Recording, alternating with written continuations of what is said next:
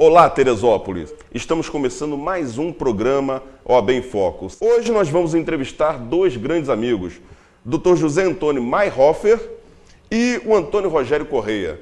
Eles vão falar sobre os incontáveis acidentes de trânsito que têm acontecido na nossa cidade, vão abordar o aspecto legislativo, indenizações, responsabilidade civil. Fique com a gente porque é um tema interessantíssimo. Como de costume, a OAB tem mostrado uma preocupação constante com o meio ambiente. E por isso, toda semana, o Dr. Guilherme Paim abre o programa comigo falando sobre direito ambiental. Dr. Guilherme, boa noite. O que o senhor tem hoje para a gente aí? Nelson, hoje eu vou tratar sobre a competência para o licenciamento ambiental.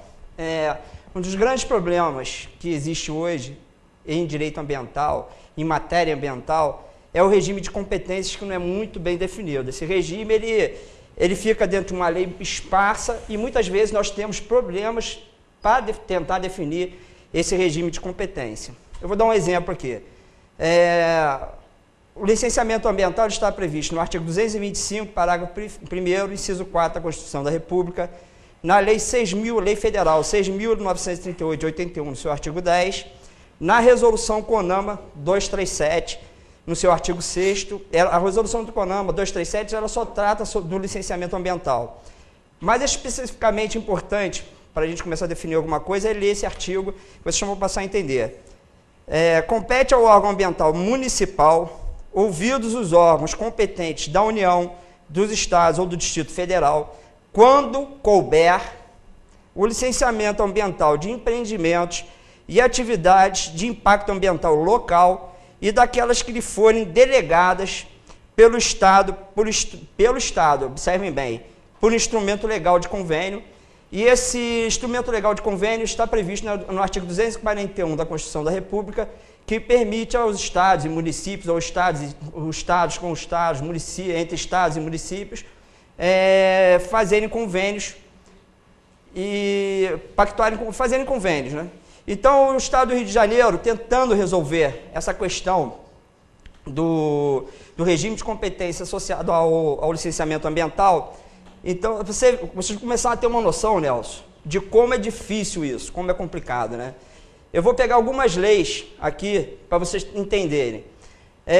O Estado do Rio primeiro editou uma lei 5067, de 9 de julho de 2007. Ela dispõe sobre o zoneamento ecológico e econômico do Estado do Rio. Isso tudo para definir competência para o município. O decreto 41968, de 26 de julho de 2009. Regulamenta a lei 5067, 9 de julho, no que se refere a empreendimento de silvicultura econômica. Aí tem a lei 42.159, que dispõe sobre o sistema de licenciamento ambiental, SLAM e da outras providências. Aqui foi criado outras modalidades de licenciamento ambiental, como a licença ambiental simplificada, licença de instalação e operação, licença ambiental de recuperação. Criou novas modalidades de licenciamento ambiental. O decreto 42.440, de 30 de abril de 2010, esse é recente, que alterou o decreto 42.050, de 25 de setembro de 2009. Vai vendo, só para você ter uma ideia de como a coisa é complicada. Que disciplina o procedimento de centralização do licenciamento ambiental mediante a celebração de convênios com o município do Estado do Rio de Janeiro e da outras providências. No artigo 1º, revogou artigos da 42.050, do decreto 42.050. Então, no artigo 1º, o Instituto Estadual de Ambiente, INEA, poderá celebrar convênios com os municípios do Estado do Rio de Janeiro, tendo como objeto da transferência da atividade de licenciamento ambiental em casos específicos e determinados, nos quais o impacto ambiental seja local e o empreendimento classificado como insignificante, baixo e médio potencial poluidor, de acordo com a resolução do Conselho Diretor do INEA. Aí eu vou para a resolução do Conselho Diretor do INEA, que é a resolução INEA número 12, de 8 de junho de 2010. Então, aqui ela dispõe sobre empreendimentos e atividades cujo licenciamento ambiental pode ser transferido aos municípios por meio de convênio e da outras providências. Ela aqui também, ela classifica os empreendimentos em porte insignificante, baixo, médio e alto, e o potencial poluidor, mínimo, pequeno, médio, grande e excepcional. Aí nós vamos, né? considerando ainda, a resolução CONAMA remete ainda, considerando a MN 050R5, que define a classificação de atividades poluidoras aprovada pela resolução CONEMA 18, de 28 de janeiro de 2010, que já não é mais a 18, é a 23. Então vamos lá. Então está aqui a MNR 5040, classificação de atividades poluidoras. Então ela define aqui, e ela diz aqui o que são a classificação das atividades em categorias, em alto, médio, baixo e insignificante. E a resolução CONAM, a resolução INEA número 12, desculpa, a resolução INEA número 12, quando trata do município de Teresópolis, que é o que interessa para a gente, ela coloca aqui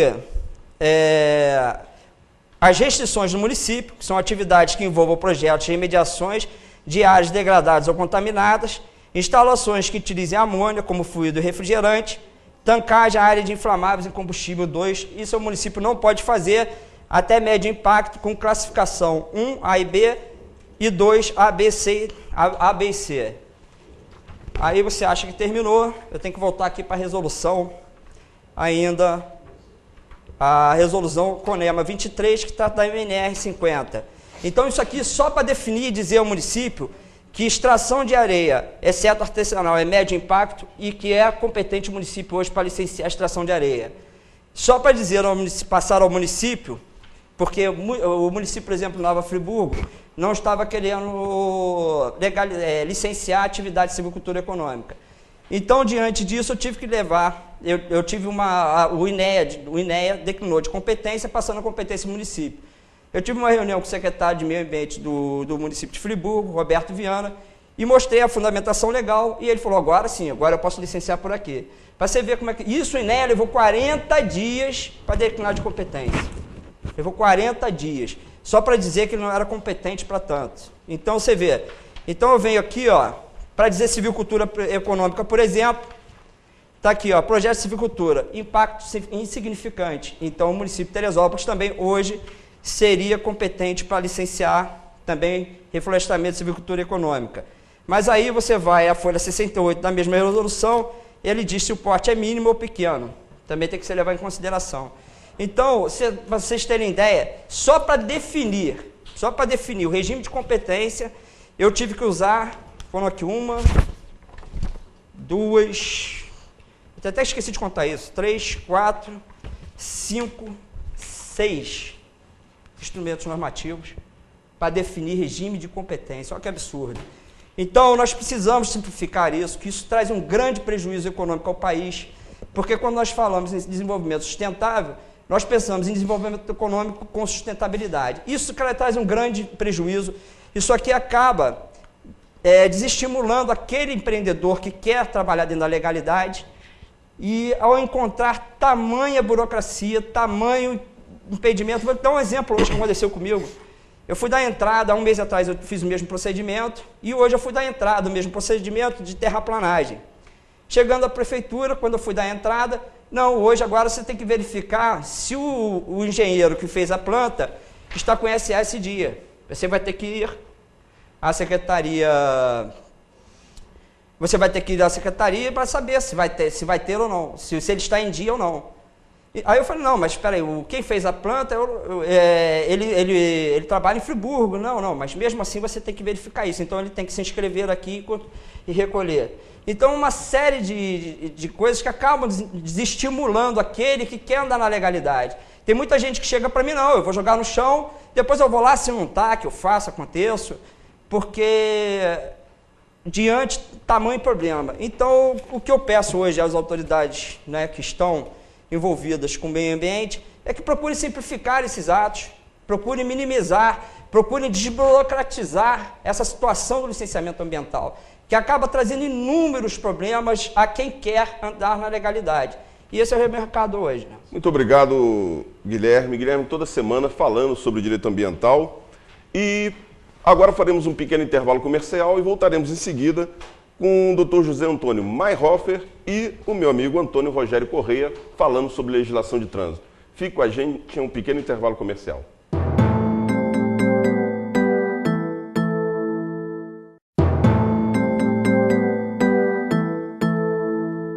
Estamos de volta com mais um bloco do programa OAB em Foco. Mas eu não posso começar esse segundo bloco sem corrigir um erro imperdoável. Eu me programei para abrir o primeiro bloco e acabei me tropeçando aqui, não fiz o que eu tinha me programado para fazer. Eu, em nome do programa OAB em Foco, em nome da Comissão de Imprensa da Ordem dos Advogados do Brasil, eu quero dar as boas-vindas a Yasmin. Yasmin é a filha do nosso vice-presidente, Dr. Rodrigo Ferreira, e da doutora Daniela. Nasceu Yasmin na última semana e eu quero deixar aqui de coração, Rodrigo e Dani, um grande abraço, um grande beijo, votos de saúde plena, de uma vida de sucesso e realizações. E filha presente de Deus, e vocês foram agraciados com essa bênção. Então, parabéns para vocês, é o carinho do programa OAB em Foco, tá certo? Vou chamar de Tony, mas é o meu amigo José Antônio Mayhofer, companheiro de faculdade, banco de faculdade, e o meu amigo Antônio Rogério, estudamos juntos, os três aqui, né? Nos formamos juntos, e tenho a grande satisfação de tê-los aqui ao meu lado para participar dessa edição do programa OAB em Foco e falar de trânsito. Meu amigo Tony, é um prazer imenso tê-lo aqui. Uma boa noite para você, boa noite para os telespectadores. Boa noite, Nelson, muito obrigado. Boa noite a todos os nossos telespectadores. E vamos procurar aí esclarecer as dúvidas assim mais comuns de todos vocês. Telefone, façam perguntas, estamos aqui para contribuir e esclarecer essas dúvidas. Doutor Antônio Rogério, é um prazer tê-lo aqui.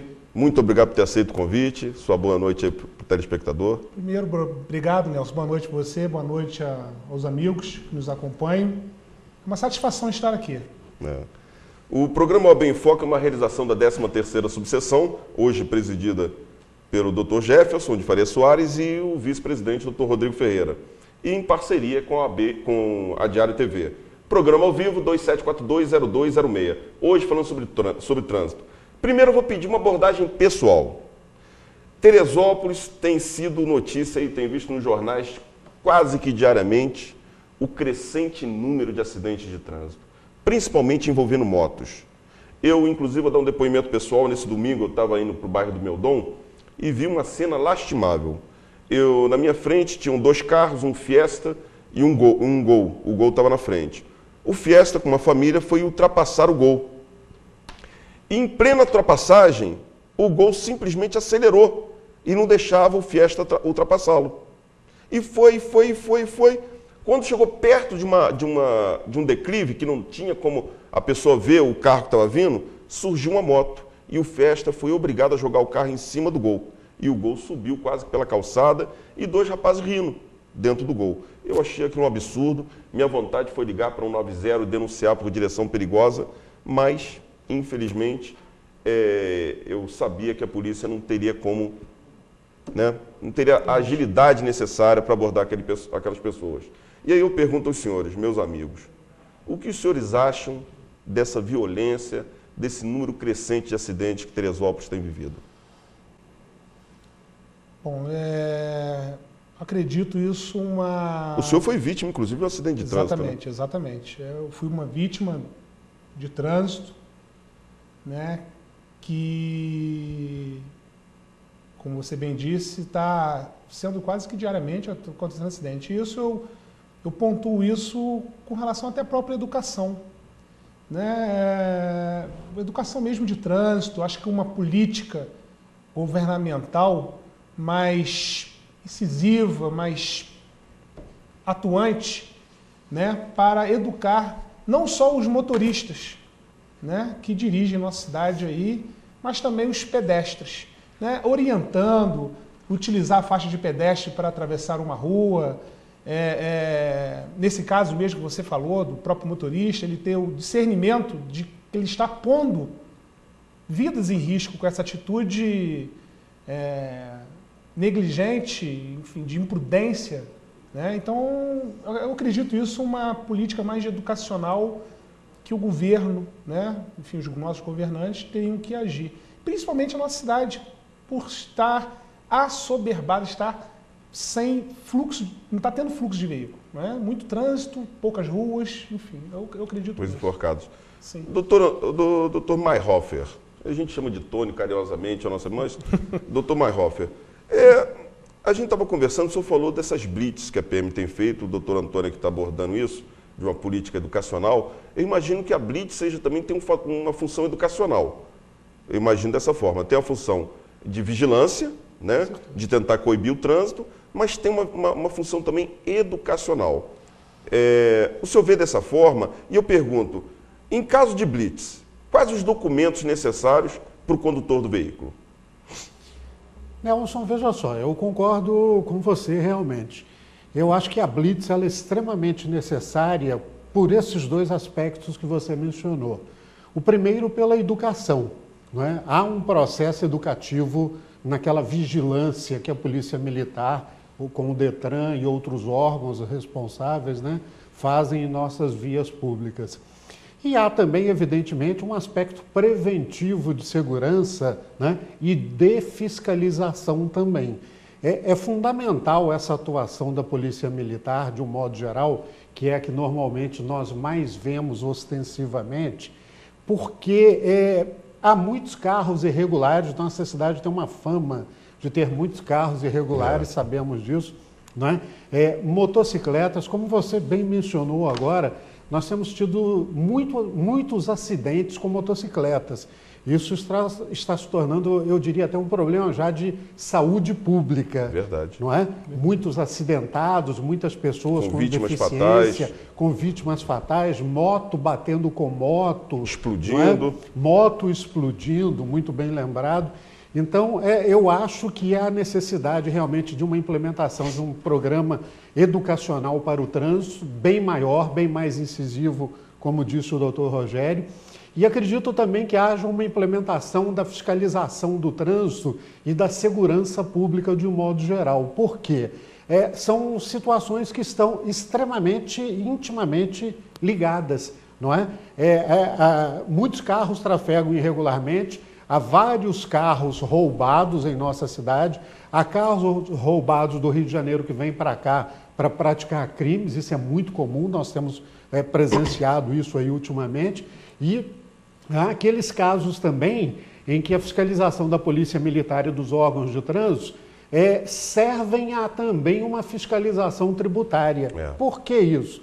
Porque muita gente deixa de pagar o IPVA, o Imposto sobre a Propriedade de Veículos Automotores, e isso leva a um rombo nas contas estaduais e municipais. Porque você, caro amigo, não deve esquecer que o IPVA, uma boa parte dele, reverte em favor do nosso município. Então, a fiscalização ela tem várias funções de segurança, de uma fiscalização tributária e também um conteúdo educativo. Bom, respondendo à última parte da sua pergunta, que documentos o condutor do veículo deve portar, eu diria que é uma pergunta bastante interessante que as pessoas devem estar atentas, porque o 30º Batalhão de Polícia Militar ele tem uma política agora de fiscalizar rigidamente essa documentação dos veículos e está apreendendo os veículos, motos, etc. Então, você, condutor, deve portar no seu veículo o CRLV, aquele documento verde do ano 2009 ou 2010, a depender do final da sua placa, né? E o condutor deve portar a sua carteira nacional de habilitação ou a sua permissão para dirigir, né? Você conduzir um veículo sem portar esses documentos, consideramos que isso, a legislação pelo menos considera que isso ou é crime ou é contravenção. Então, todo cuidado é pouco com esse tipo de situação. Doutor Mayhofer, e a carteira, a pessoa diz assim, estou com a minha CNH no bolso, minha carteira de habilitação no bolso, mas ela está vencida. E aí? Veja só, caro amigo, você tem o prazo de até 30 dias para dirigir com a sua carteira nacional de habilitação. Então, ela venceu em determinado dia, até 30 dias após, você tem ainda condições legais de transitar com ela, ok? O que você não pode é transitar sem este documento. Caso o faça, o veículo poderá ser apreendido, assim como a sua carteira vencida. Exatamente. E aí você já vai ter uma dor de cabeça maior e uma multa por infração de trânsito também bastante salgada, diga-se passagem. É verdade. Doutor Antônio Rogério, o senhor tem alguma coisa a acrescentar em relação a isso? Não, foi muito bem explicado pelo meu amigo Dr. Zé Antônio. E as pessoas têm que ter esse cuidado, né? De manter a documentação em dia para evitar problemas. Agora o Detran tá bem atualizado, né? Agora não precisa nem mais parar o veículo. O veículo está vindo, ele já joga o dado, a placa ali no sistema dele, ele já sabe quem está com o IPVA em dia, quem não está, já está bem ágil. Eu tenho aqui uma pergunta da nossa amiga Lúcia Santos, aqui da Várzea. Muito obrigado, Lúcia, por estar participando do programa. Ela gostaria de saber o seguinte: se os guardas podem multar após o horário pré-estabelecido em uma placa no local de estacionamento. Exemplo, a placa diz que de 8 às 18h30 e ser multado às 18h50. Entendeu a pergunta? Entendi. E se for multado, se ela deve ser avisada com antecedência? Veja só, Nelson, numa hipótese concreta como essa que você está colocando, na verdade a pessoa não poderia ser multada porque a placa ela tem uma configuração legal. Ela é feita de um determinado tipo para um determinado horário, não é? Aquele estacionamento permitido somente naquele período. Então, se a placa define, ou seja, a legislação define pela placa que o horário é até 18h30, não é? Desculpa, doutor. Talvez, Lúcio, eu vou tentar entender melhor a pergunta. Se eu falar alguma coisa errada, você, por favor, liga de novo aqui pro programa. Eu acho que ela está se referindo àquelas placas de carga e descarga. Durante aquele período de carga e descarga, é proibido parar carros de passeio naquela vaga destinada... Deve ser isso, né? Exatamente. Aí depois desse horário de carga e descarga, você para o seu veículo. Exatamente. Se pode ser multado. A resposta é absolutamente essa, válida, você já antecipou. Ou seja, o carga e descarga é de, hipoteticamente, 8 da manhã às 18h30. Isso. 18h50 você não poderia ser multada. Isso me parece óbvio. E, acima de tudo, eu digo que o agente da autoridade de trânsito, ou seja, o guarda municipal do popular, ele precisa ter bom senso para esse tipo de coisa. Você não precisa ser avisada. O que você deve, dona Lúcia, não é isso? A Lúcia Santos. Você deve, dona Lúcia, é receber a notificação de autuação no endereço que está cadastrado o seu veículo no Detran. Então, há em média 30, 40 dias aproximadamente para você receber a primeira notificação de autuação daquela multa. E aí cabe recurso. Evidentemente, toda multa você tem direito sempre a 3 recursos, né? Sempre. Doutor Antônio Rogério? Gostaria de fazer uma pergunta para o doutor Zé Antônio em cima dessa aí. Acredito que na aplicação dessa multa, o guarda municipal ele deverá colocar a data, o horário? Sim, tem que colocar o local, o horário da infração. Obrigatoriamente. Local, horário, etc. A legislação, artigo 280 do Código de Trânsito Brasileiro exige... 9.503, Lei 9.503, 97. Exatamente, muito bem lembrado. Ela exige no seu artigo 280 que se coloque dia, local, horário. Isso é fundamental para a validade da multa. E, na verdade, para a gente ver, né, dentro do próprio talonário de multas, de aplicação de multas, existe um roteiro a ser seguido.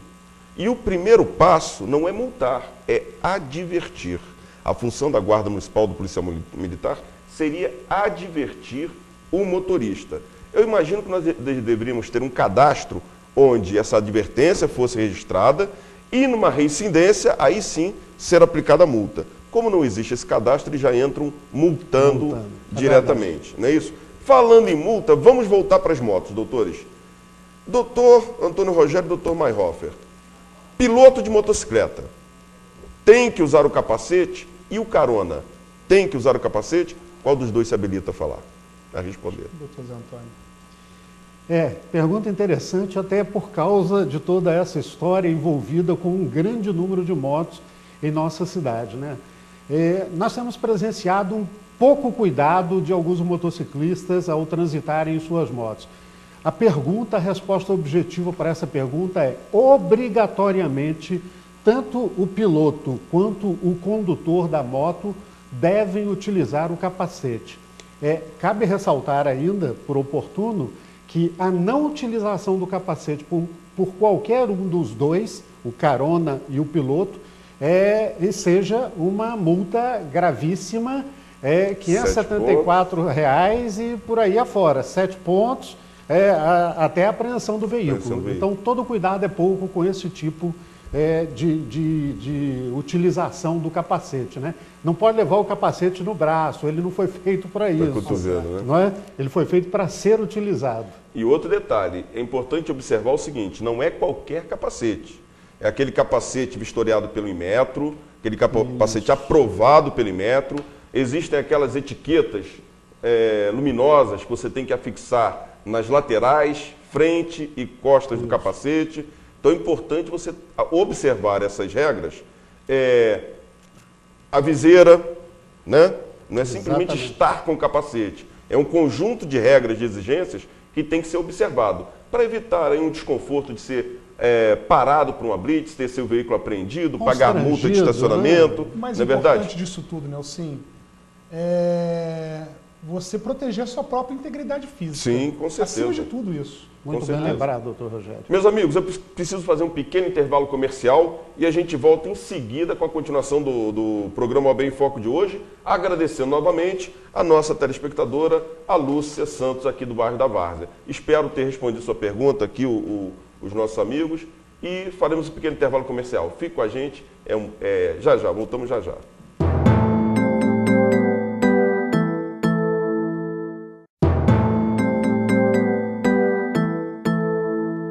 Estamos de volta com o programa OAB em Foco, hoje falando sobre legislação de trânsito. Aqui do meu lado, os doutores José Antônio Mayhofer e Antônio Rogério Correia, amigos de banco de faculdade. Eu vou fazer aqui uma correção. A dona Lúcia Santos, ela entrou em contato de novo, muito obrigado, dona Lúcia. Ela explicou o caso concreto aqui. Me parece que ela foi aplicada uma multa por ter estacionado numa determinada área aqui da reta, da Feliciano Sodré, da Lucilmeira, não é isso? Foi isso que ela falou, Feliciano Sodré.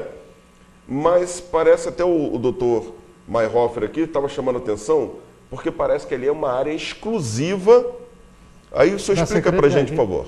Se é o que eu estou pensando, a pergunta, dona Lúcia, em frente ali ao prédio do APA, há uma área que é exclusiva, um estacionamento exclusivo da Secretaria Municipal de Educação. Então, nesse caso, se a senhora estacionou ali, a senhora realmente cometeu uma infração de trânsito, porque ele é um estacionamento exclusivo. Independente de hora. Independente de hora, não pode parar nenhum momento ali. Mas vamos lá, vamos deixar bem claro. O conselho que eu dou é o seguinte, a senhora volte ao local onde foi aplicada a multa, observe se há placa realmente, tá certo? Se existir ali uma placa com horário fixado, de 8 da manhã às 18h30 da tarde, da noite, a senhora fotografe essa placa e use como justificativa no seu recurso. Diga que a senhora foi multada após esse horário. Caso não haja essa placa e essa multa se enquadre na explicação do Dr. Mayhofer, ou seja, se a senhora parou numa área restrita de uso exclusivo de uma determinada instituição, por exemplo, a Ordem dos Advogados do Brasil detém 3 vagas ao lado do fórum. Ali só pode parar advogados 24 horas do dia. Não tem horário. O CREA, se não me engano, também tem 3 vagas em frente ao fórum, também na principal. Aquela área é exclusiva para os engenheiros, tá certo? Da mesma forma, a Secretaria de Educação tem lá suas vagas. Se é justo, se não é uma outra abordagem.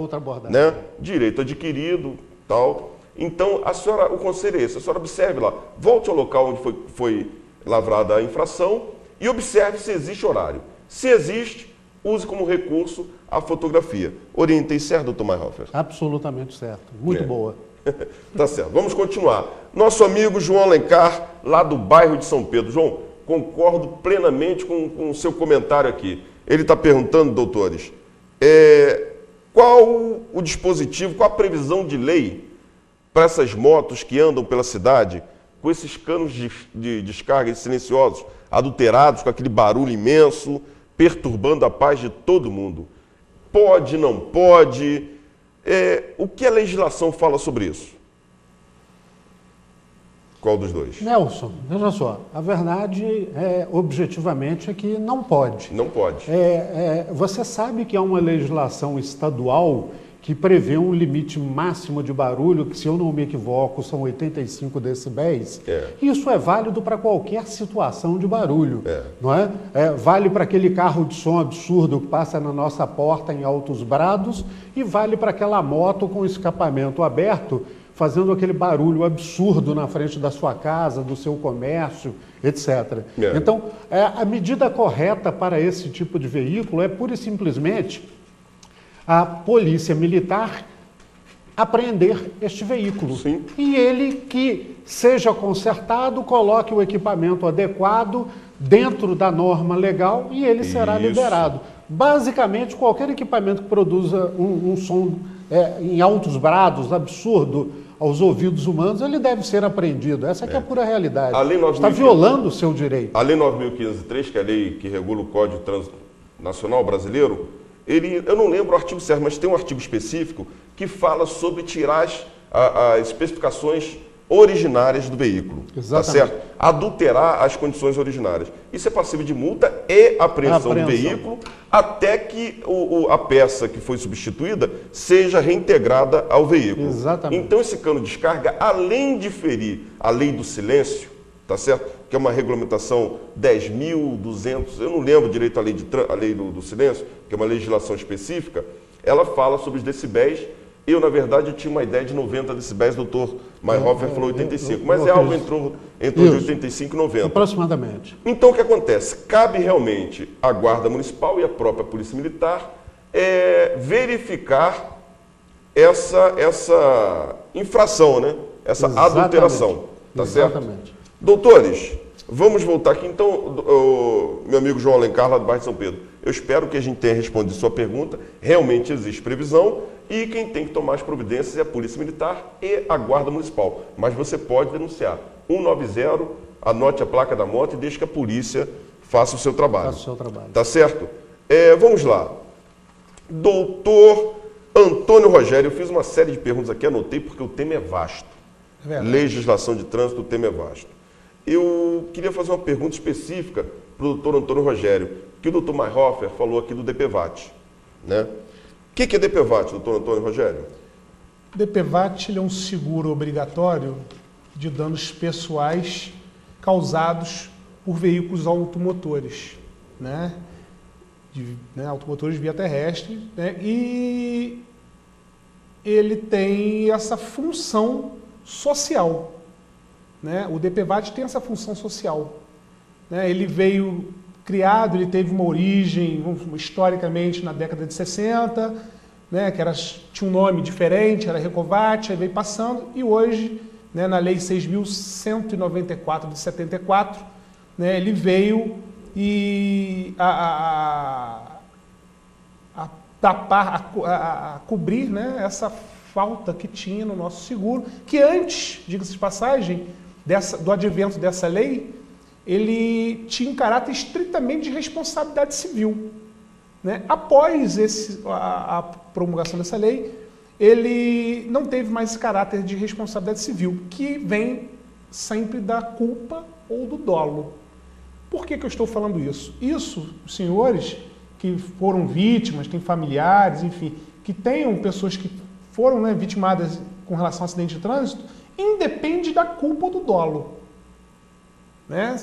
Houve o acidente, né, decorrente do acidente, houve o nexo causal entre a vítima, né, o acidente e a lesão, ele é um beneficiário, né, infelizmente, conforme for o caso, né, a família passa a ser o beneficiário desse direito. Então o DPVAT, na verdade, é um seguro que a gente paga anualmente. Verdade. Né? Um seguro de acidentes pessoais em relação a acidente de trânsito, vítimas de trânsito, é isso? Vítimas de trânsito. Então, todo aquele que foi vítima de trânsito, independente do grau da lesão, doutores? Independente do grau da lesão. Foi vítima de trânsito, pode acionar o DPVAT e vai receber um valor lá. Em cima desse assunto, né, isso está, inclusive, o próprio motorista. E vou mais longe, né, para alertar os senhores que estão nos vendo. E o DPVAT, se tiver atrasado, tem direito? Não. Tem direito. Não tem um problema do não pagamento do IPVA, que vem aquele seguro DPVAT que você paga todo ano. Ah, meu DPVAT está atrasado, eu tenho cobertura? Tem. Todos têm cobertura. É um pagamento feito de comprovação simples, né? Mais uma vez, houve a comprovação do acidente e as lesões têm direito do DPVAT. Pode ser o motorista, causador do acidente, pode ser um pedestre, que não tem nada a ver com aquilo, pode ser, enfim, pessoas dentro do ônibus, enfim, várias situações. Houve um acidente de trânsito, tem direito ao DPVAT. Tá certo. Então, existe prescrição, quer dizer, a pessoa sofreu o acidente de trânsito, foi vitimado lá. Quanto tempo ele tem para reivindicar esse seguro, esse valor de seguro? Boa pergunta, bem colocada. Ele tem direito, né, a partir do Código de 2002, houve uma modificação no artigo, se não me engano, 206, parágrafo 3º, de 3 anos. A prescrição do evento, no caso, morte, no dia da morte, né, que passa a correr essa prescrição. No caso da invalidez permanente, que já é uma coisa sui generis, né, uma coisa diferenciada, ele passa a valer o prazo a partir do atestado da invalidez, ou seja, do IML atestando que houve uma lesão, que houve uma invalidez permanente ou não. Aí, a pessoa ficou internada, convalescendo lá no hospital, né, aquele prazo não conta. A partir do momento que ela saia do hospital e se encaminhe, vá buscar os seus direitos do DPVAT, quando ela fizer o exame no IML, né, tiver o parecer do IML, do Instituto Médico Legal, a pessoa passa, a partir daquele momento, a ter o prazo de prescrição. Doutor Antônio Rogério, o Detran vem fazendo uma divulgação ampla aí sobre o DPVAT. Perfeito. Inclusive, ela divulga que não é necessário o acompanhamento técnico de um advogado. Como o senhor vê isso? O DPVAT precisa, não precisa do acompanhamento técnico do advogado? Qual a sua visão em relação a esse caso? Olha, eu tenho uma visão bastante distorcida do que esse consórcio do DPVAT, que é o consórcio líder, tem, né? Como eles massificam isso nos meios de comunicação. Nós vemos na televisão que, em caso de acidente, você não precisa de advogado, você pode resolver por si mesmo, sempre colocando que a pessoa, a vítima ou os familiares, né, vão buscar esse seu direito. Eu até entendo, mas não aceito. Eu acho que deveria buscar um advogado, porque tem certas coisas, né, alguns procedimentos que o seguro, ele procrastina o pagamento, de alguma forma ou de outra. Aí você tem que ter realmente um conhecimento um pouco mais técnico, né, estar um pouco mais familiarizado com o tema para buscar isso, né, essa forma de você ter que buscar só por você mesmo, Nelson, isso decorre de uma falta com um advogado. Eu acredito que deveria, inclusive a OAB, através, tinha que buscar e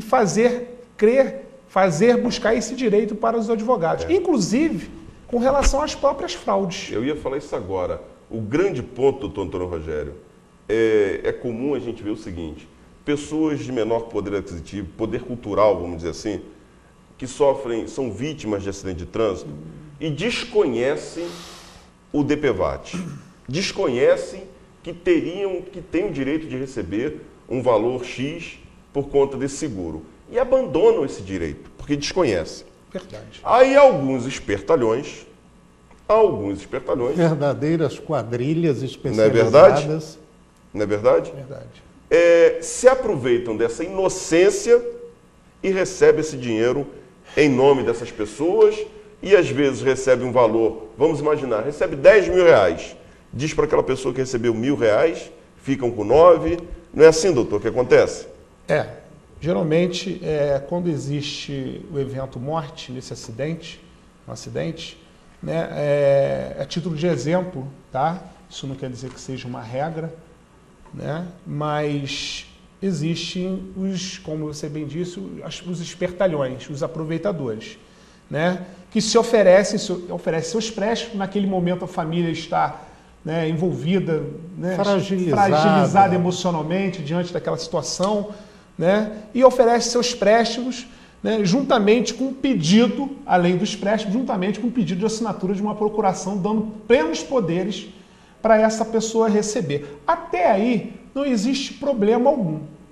Até aí não existe problema algum. O problema vem depois. Por exemplo, funerária, né? Aparece, vai lá, assina, passa a procuração para a funerária fala que todo o funeral será resolvido diante daquele, né, aquele valor, que a família não vai pagar nada, e a família realmente, como diz o doutor Zé Antônio, fragilizada, aceita. Até aí tudo bem. O problema é depois, na hora do recebimento da diferença. Apresentam notas fiscais superfaturadas e dão literalmente o troco para a família da vítima. Realmente, isso é uma situação complicada, complexa. Nós, como advogados, temos o entendimento de que o advogado tem um papel fundamental em toda questão onde existe lei, né? Toda questão legal. Então é importante você ter orientação, sim, de um advogado, uma pessoa que se dedicou a ter esse conhecimento técnico, né, doutores? É verdade. Então, eu acho importante você observar isso. Às vezes é o barato que sai caro. Você pensa, vou economizar e tem um prejuízo maior sem ter essa consciência. Por exemplo, doutor, você entrega a documentação na seguradora para o recebimento. Aí o seguro, que é muito exigente e tem que ser, né, fala que precisará de ter um aditamento ao registro de ocorrência. Ponto. Já começa o problema para a pessoa que não tem esse conhecimento de ir à delegacia e preparar esse aditamento, né, do registro de ocorrência para solucionar aquele problema do seguro. Então, diante disso, né, entre outros problemas, outras questões, às vezes é um aditamento não só do registro, às vezes é um aditamento do BRAT ou do BAT, se for uma rodovia federal. Enfim, uma série de coisas, até uma própria esclarecimento uma carta junto à seguradora para esclarecer aquele fato que às vezes numa simples carta você resolve. Tá certo. E não só isso, complementando aí o que o doutor Rogério está dizendo, às vezes até o próprio beneficiário gera dúvidas sobre quem deverá receber aquele valor, não é? Porque às vezes o falecido, vamos dizer assim, tem filhos com uma família, tem filhos fora do casamento. Isso. Então, quem é que tem direito a receber aquele seguro? Isso é absolutamente comum. Então, o que eu recomendo é o Detran RJ, ele visando coibir essas fraudes, essas verdadeiras quadrilhas que atuam nesta área, né, visando fraudar o DPVAT, implementou um programa realmente de assistência a essas pessoas, de modo geral, menos favorecidas, para receber o DPVAT. Agora, isso é um programa que está voltado realmente para ajudar as pessoas. Digamos assim, devemos respeitá-lo, ele tem um cunho social. Agora, o que nós devemos, no fundo, é combater essas quadrilhas que fraudam o seguro. E o que você deve, caso isso aconteça com você, nosso telespectador, é que você procure um advogado. Você está num momento fragilizado, não vá assinando qualquer tipo de documento numa funerária, num local de acidente, aquela pessoa mal intencionada que está ali do seu lado pedindo, assina aqui, que nós resolvemos tudo para você. Tenha um pouquinho mais de cuidado, procure um advogado da sua confiança, não é? Alguém que você realmente confie, para que ele possa auxiliá-lo nesse recebimento aí. Como disse o doutor Rogério, você sabe o que é BRAT? Você sabe como é fazer um aditivo num documento desse? Isso leva tempo, custa dinheiro, etc. E o advogado está aí, um profissional habilitado, que estudou muitos anos, ele está preparado para ajudá-lo. Consulte um da sua confiança. Amigos, eu preciso fazer um pequeno intervalo comercial. Hoje, programa OAB em Foco, dedicado à princesinha Yasmin, a filha do nosso vice-presidente, doutor Rodrigo, e da nossa amiga, doutora Daniela. Yasmin, bem-vinda à vida. Faremos um pequeno intervalo comercial e voltamos já já. Fique com a gente.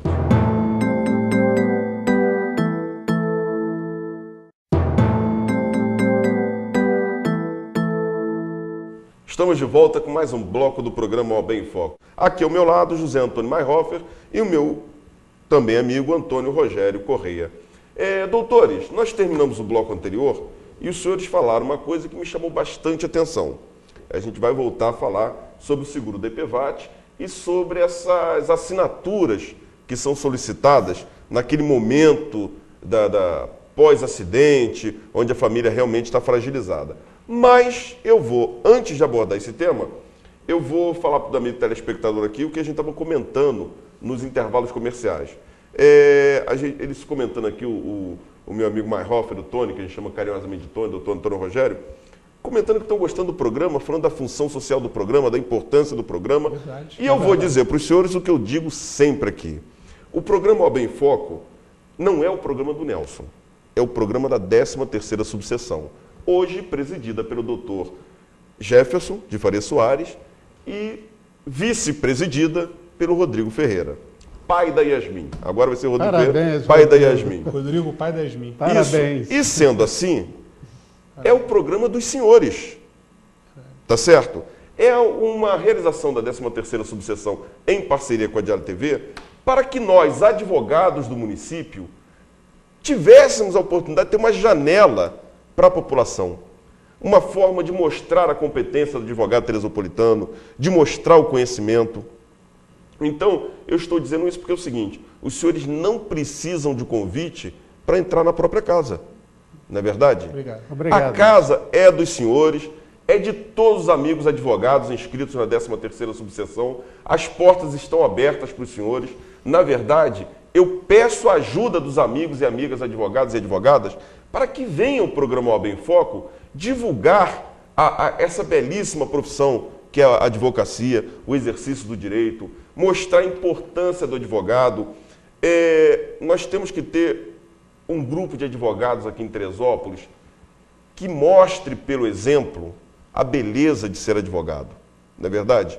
Advogados comprometidos com a justiça, comprometidos com o direito, comprometidos com a população, e a 13ª subseção tem se mostrado bastante comprometida com a sociedade. Nós temos aí a OAB Mulher, presidida pela minha amiga Marisa Galdi, um beijo Marisa, que tem sido competente em defesa das mulheres, o meu amigo Bruno, doutor Bruno, Eduardo Bruno, que está na Comissão do Idoso. Quer dizer, são pessoas, o Hélio Paim, pode falar. Nós temos a Comissão de Assuntos Municipais, você que tem algum problema aí de grande porte e tal, da qual eu sou presidente. O Tony é presidente da Comissão de Assuntos Municipais. Não, está certíssimo. Então, o programa OAB em Foco não é o programa do Nelson, já falei isso diversas vezes. Não existe cola nessa cadeira. Qualquer um que queira ser apresentador do programa OAB em Foco tem todo o meu apoio, tá certo? Então é isso aí. Não se pede licença para entrar na própria casa. É a casa dos senhores. Obrigado, Nelson. Estão sempre bem-vindos. Podemos voltar ao programa? Com certeza. Então vamos lá. Os senhores estavam falando aqui daquelas assinaturas que são solicitadas no momento pós-acidente. Olha o perigo, amigo telespectador. Porque o Tony, o Mayhofer, meu amigo José Antônio Mayhofer, abordou aqui essa campanha que o Detran está fazendo, dizendo que o IPVA, que o DPVAT existe, que você tem direito a receber um seguro, que é tão simples que você não precisa de advogado, que você pode solicitar diretamente. Só que a pessoa que tem conhecimento, ela já sabe disso. Essa campanha é para quem não tem conhecimento. Aí eu vou lhe fazer uma pergunta, doutor Mayhofer. Essa pessoa que não tem esse conhecimento, em geral, não são todas, também tem uma certa dificuldade em escrever, em ler. São dessas pessoas que nós estamos falando, certo? É verdade. Não é verdade? Então, não seria, na verdade, o Detran está fazendo uma campanha errada, dizer o seguinte: olha, você tem direito, mas procure um profissional competente, um profissional habilitado, confiável, procure um advogado? Não deveria ser essa a campanha? Deveria. Eu acredito, Nelson, que a campanha do Detran, ela tenha seus próprios méritos. Não vamos tirá-los porque há um fundamento nisso. Agora, a campanha, em verdade, é o que você disse, ela não deveria ser feita desta forma. Ela deveria, ao contrário, incentivar a confiança da população nos nossos advogados, nos nossos eventuais despachantes, que são outra classe também bastante credenciada em condições. Em todos os lugares, quaisquer que sejam, da sociedade, você encontrará desvirtuamentos. Não importa onde seja, mas a grande maioria da nossa classe é feita de pessoas corretas, justas, honestas, que buscam a verdade, que buscam trabalhar, que vivem desta bela profissão, como você disse. Então, o que eu recomendaria é que, num momento de um acidente infeliz, que eu não desejo a ninguém, é que você evite assinar qualquer papel em branco, qualquer documento de funerária, qualquer coisa assim, do qual você não tenha absoluta certeza.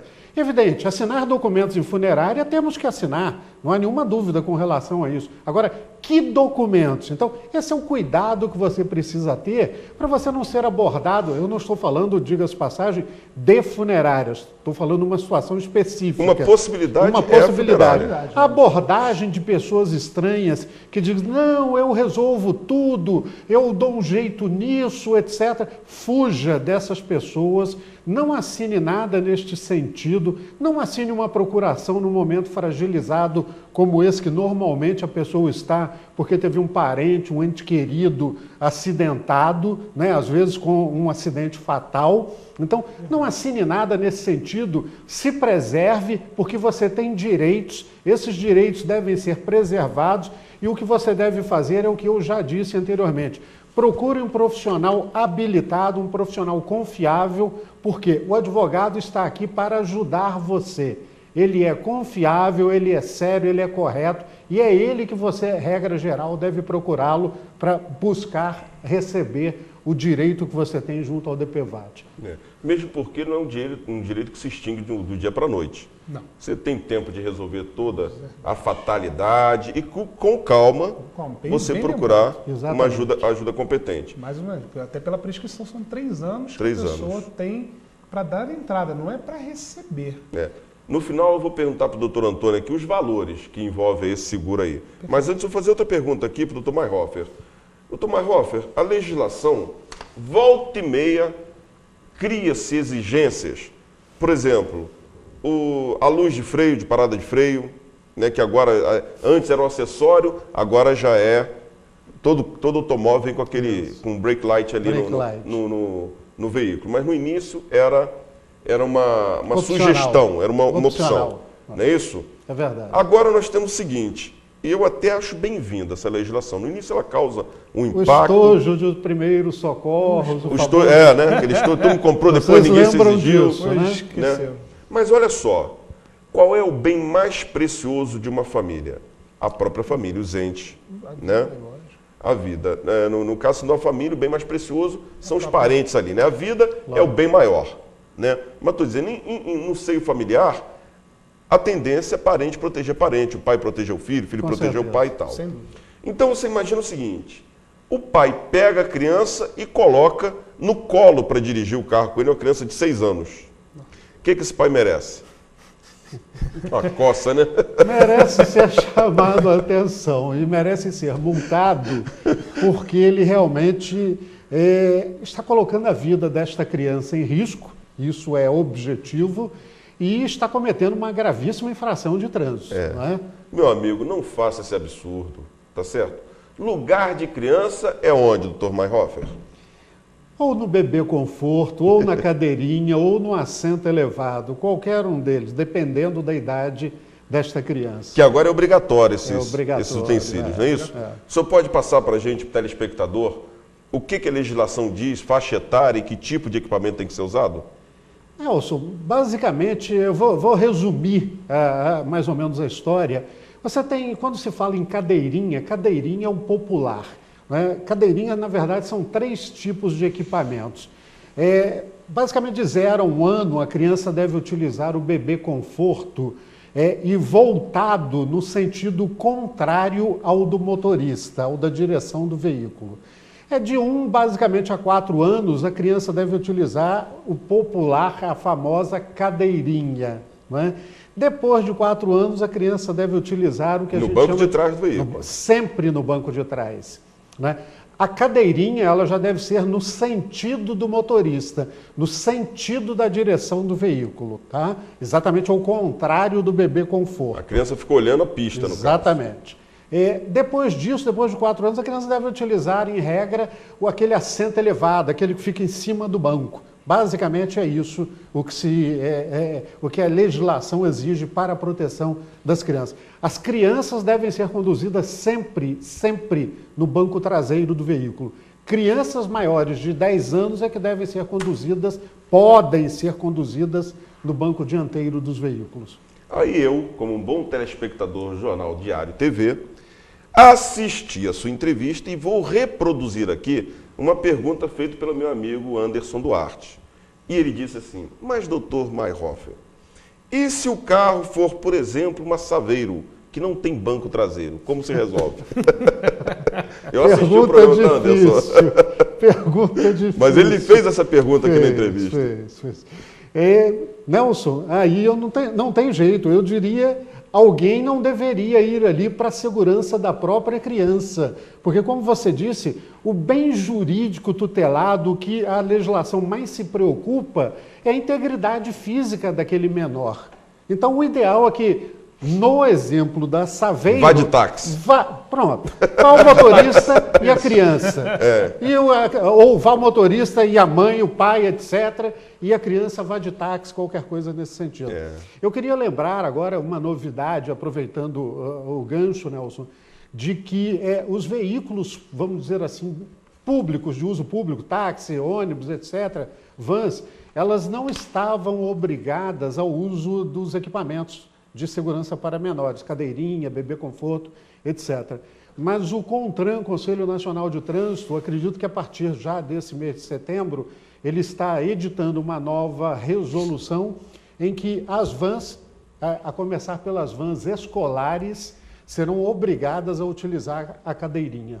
O que eu acho uma medida salutar e de preservação da saúde e da vida das nossas crianças de modo geral. Muito boa a resolução. A gente brinca, está até levando um lado um pouco irônico aqui, quando eu brinquei, o que o pai merece? Merece uma coça, né? Com certeza. Foi um jeito brincalhão de se falar, não deveria nem ter dito isso, até peço desculpa ao telespectador. Mas vem outra pergunta. O senhor acha que o governo, que o Estado em si, exagera com essas medidas, tem uma atitude paternalista, quer dizer, o Estado tomando tanta conta de nós, que cria tanta regra, que tira do pai o poder familiar? Eu estou perguntando isso porque eu já ouvi de pais dizerem o seguinte: eu sei o que é bom para mim e para o meu filho. Eu não quero usar a cadeirinha. Um exemplo, entendeu? O senhor acha válido essa preocupação do Estado? Vou levar para outros lados. O cigarro, por exemplo, é proibido vincular agora anúncios de cigarro, publicidade de cigarro, tá certo? E realmente a população vem diminuindo o consumo do fumo, o que é uma coisa saudável, tá certo? Mas foi uma atitude paternalista. Obrigar que os nossos cigarros venham com imagens de impacto, né? Vítimas de câncer, de impotência, Então a pergunta é, essas medidas que o CONTRAN, DETRAN, tudo que é TRAN que existe aí, ligado ao trânsito, cria sistematicamente, o senhor vê como uma atitude paternalista ou o senhor vê como uma forma de movimentar o comércio de acessórios? Não, eu não vejo dessa forma. Eu queria fazer uma observação a você. Eu acho que o Estado se mete demasiadamente na vida do indivíduo, principalmente no nosso país. O Estado diz como você deve casar, como você deve descasar. E nesse tipo de situação... Você só pode morrer quando o Estado decide. Exatamente. Acabou inventado, você pode morrer. Pronto, Até exatamente. Agora, até na hora de dar palmadas nos filhos, agora existe. Muito bem lembrado. Há uma nova lei que você não pode dar mais uma palmada no seu filho. Eu discordo completamente desse aspecto em que o Estado se envolve na vida do cidadão. Acho até de forma abusiva. Bom, entretanto, no que diz respeito a determinado tipo de situação, você sabe que notoriamente, Nelson, algumas situações elas são perigosas para determinado tipo de cidadão. Nós estamos falando no caso específico das nossas crianças. Então, O Estado deve proibir, na minha opinião, o cigarro, porque notoriamente, pública e notoriamente, é uma situação que faz mal a você. Está comprovado cientificamente que ele causa enfisema, uma série de outras doenças, etc. Então, no fundo, eu acho que o Estado tem uma responsabilidade maior para com a população e deve cuidar da saúde dessa população. No caso da sua pergunta, eu discordo desse pai, neste caso específico, quando ele acha que o Estado está se envolvendo em demasia na vida dele, tirando o pátrio poder dele, ou parte desse pátrio poder, vamos dizer assim, porque aqui também, nesse caso, está provado cientificamente que uma criança numa cadeirinha, uma criança no bebê conforto, uma criança num assento elevado, ele está muito mais protegido do que nos braços do papai ou da mamãe, ou do que solto no banco de trás, mesmo com o cinto de segurança. Outro caso, aproveitando o gancho, é com respeito ao cinto de segurança. Por que ele é obrigatório? Por que você é multado se você não o utiliza? Ora, o Estado chegou à conclusão de que se você está conduzindo um veículo e não usa o cinto de segurança, isso é perigoso para você, para os demais transeuntes e para os demais usuários da via, os outros condutores, etc. Então, esse papel de preservar a via, a saúde pública, de um modo geral, de cuidar da saúde da população, o Estado tem o dever de fazê-lo. O que ele não pode, não deve, é se meter se eu devo dar palmada no meu filho ou não, se eu devo casar agora ou não, se eu devo divorciar agora ou não, etc. Agora, há situações em que ele realmente deve se envolver, porque há um bem maior aí a ser tutelado, e o papel do Estado é esse. Afinal de contas, nós fizemos o contrato social, não é? Olha, eu me junto e você cuida de mim. E eu respeito as leis, etc. O contrato existe para isso, né? Locke, Hobbes e Rousseau. Locke, Hobbes e Rousseau. 9 horas e 51 minutos, 21 horas e 52 minutos, né? Doutor Antônio Rogério, vou voltar aqui ao assunto DPVAT. Ficou uma pergunta aqui para eu lhe fazer, só para concluir o assunto. Os valores desse seguro. O que o senhor pode dizer? O valor mínimo, o valor máximo? Olha, os valores, existe uma tabela, né, que determina, dependendo da necessidade, da causa do acidente, das lesões, né, os valores. Né? Existem 3 valores básicos. Né? Para morte, quando ocorre a morte, o valor é R$ 13.500, que é o teto, né, máximo para o pagamento do seguro. Tem a invalidez permanente, que também tem um teto de R$ 13.500. E para as despesas, assistência médica, despesas hospitalares, no valor de até R$ 2.700. Existe aí uma situação, eu falei aqui, para invalidez permanente. E a invalidez parcial? Né? A invalidez parcial, existe uma tabela, né, elaborada, né, pelo Conselho Nacional de Seguros Privados, né, que determina, né, dependendo da lesão, da parcialidade dessa lesão, os valores que serão atribuídos, dados à vítima desse acidente. Com relação a essas despesas no valor de 2.700, é importante frisar que, se for essa vítima seja atendida pelo SUS, ela não tem o direito, só se for em rede privada, você pagar para aquilo e que se for devidamente comprovado. Com notas. Com notas, evidentemente. Né? Existe também uma dúvida se é 40 salários, que existia na própria Lei 6.194, que o pagamento era de 40 salários mínimos. Né? Isso, depois da promulgação da lei, da medida provisória de 340 de 2006, se não me engano, e convalidada pela Lei 11.482, a nossa legislação incorporou essa forma de pagamento, não fazendo mais jus aos 40 salários mínimos, e sim a uma tabela pré-determinada por esse conselho. Essa indexação pelo salário mínimo caiu em todas as regras? Caiu, né? em todas as regras. Tá certo. Isso, antigamente até tinha dava oportunidade a essas pessoas a fazer o ressarcimento da diferença em cima desses valores. Hoje já não mais. E esse valor da invalidez parcial que o senhor comentou tem um nome vulgarmente conhecido como tabela do açougueiro, que eles dividem o corpo humano em frações aqui e dão um valor para cada um. Doutores, eu preciso fazer um pequeno intervalo comercial e volto com as considerações finais e o fim do programa de hoje, OAB em Foco. Faremos um pequeno intervalo comercial e voltamos já já. Fique com a gente.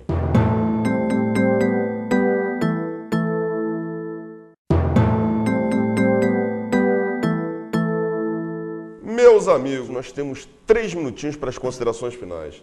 Meu amigo Dr. José Antônio Mayhofer, é um prazer imenso ter tido essa oportunidade de tê-lo aqui no programa. Espero que o senhor volte inúmeras outras vezes. Suas considerações finais, por favor. Nelson, muito obrigado pelo convite, foi muita gentileza da sua parte. Eu quero agradecer também ao Dr. Jefferson, parabenizá-lo pela gestão bastante profícua. Quero aproveitar para parabenizar aqui ao vivo ao meu amigo Dr. Rodrigo pela sua Yasmin. Eu não sabia, fico feliz com isso. E dizer que achei realmente o programa interessantíssimo, gostei, acho que ele tem, digamos assim, um papel social, um papel de cidadania, de esclarecer a população. Acho que vocês devem enviar perguntas, consultar. O nosso papel aqui do advogado em geral é esclarecer, é orientar.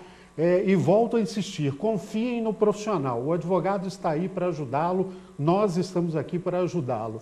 Verifique, consulte junto à OAB e faça do advogado um amigo seu de confiança, do peito. Ele está aí realmente para ajudá-lo. Muito obrigado a todos vocês e até a próxima. Obrigado a você, Nelson. Obrigado, Tony.